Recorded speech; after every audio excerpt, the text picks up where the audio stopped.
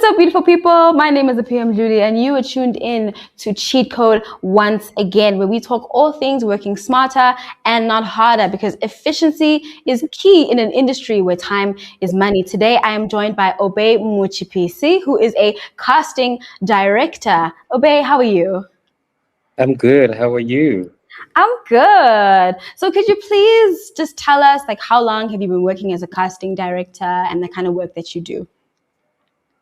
It's over 10 years now. I've been doing kind of quite a lot besides casting directing, but I think to answer to you, it's been over 10 years. And where I am right now, I do both casting and creative producing. Oh, okay. Multifaceted. We love that in this house. So what does a typical workday look like as a casting director for you? So basically, in a normal day, I'll get a call from a production house or a producer to say, and they will kind of give me the rundown of what they're looking for.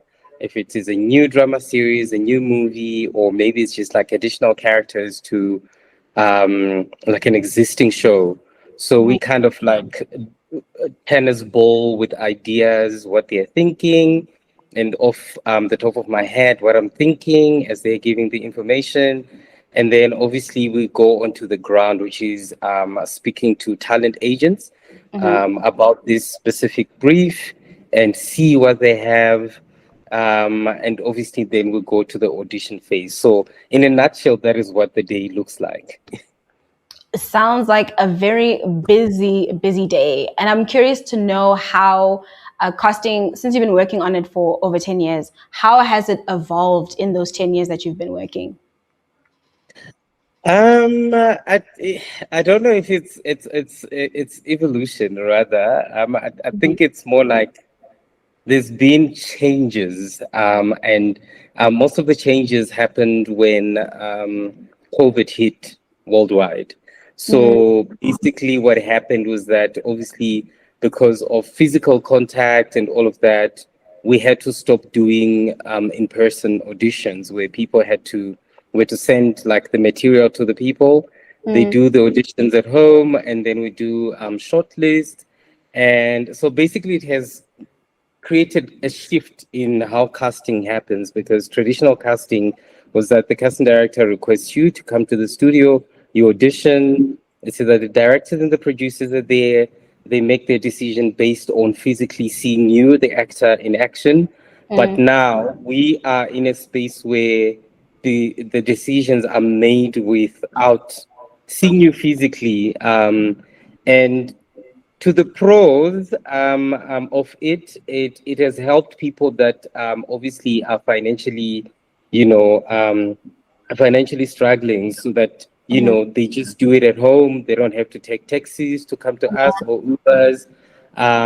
But the cons to it is that for a performer who actually would like to be seen in person and obviously ask questions and given directions by the casting director or the producer, that becomes a bit difficult as well.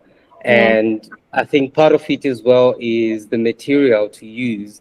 So if you're at home, maybe you've got a Nokia, I don't know what phone you have, it doesn't take a good video, but you actually, a great actor, then you kind of lose the work because your camera wasn't working for you, and other factors like having data to send the information, all of that. Yeah, that's kind of like where it is right now, and the changes to that space.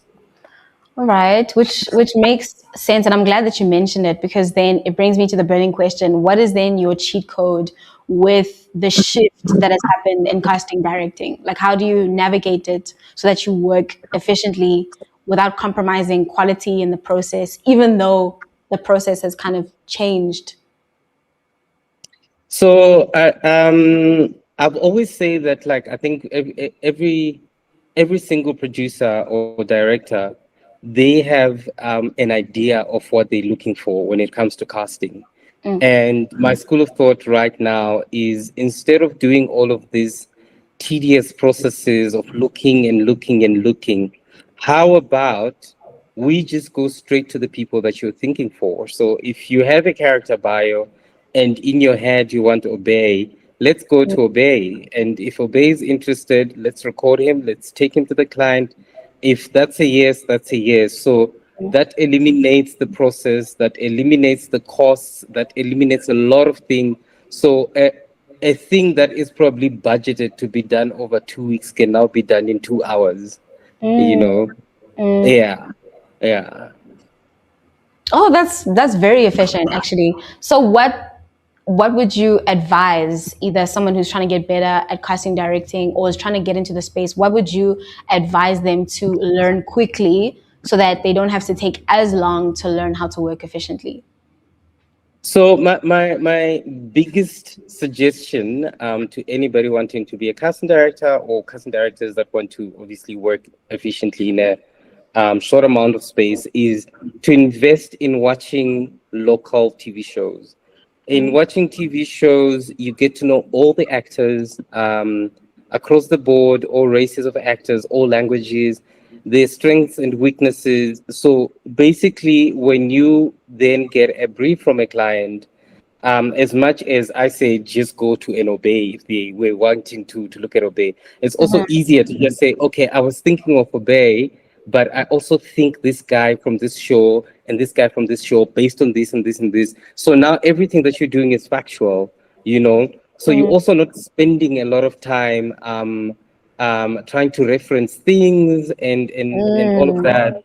So despite watching local TV shows, I think as well, like going to like IMDb, TVSA, look up Obey and see what he's done. So when you're basically selling this actor to your producer, you definitely know who they are, what they do, what they've done, what languages. So you're not just saying, yeah, I know Obey just because you guys say it Obey, but what is Obey? Where is he from? What can he do? What was his latest work? So if you're vested in the actor's information beforehand, without even speaking to talent agents, that is for me the most efficient way to do work very faster and eliminate time and obviously have great time management. I agree with that of staying in tune with what's happening in the local industry. I am a firm believer of that. I think it makes a lot of work actually more efficiently across all boards. So I'm really glad that you mentioned that. So guys, you heard it here first. The cheat code is local is lacquer. Indeed. Number one, because it makes the job easier. You know, if you have specifics, find those specifics so that you can eliminate the time you spend trying to find the perfect fit for a production. Thank you so much, Obey, for sharing your knowledge and dropping some gems. I definitely am taking another page out of your book. And yeah, this is Chico, guys. See you next time.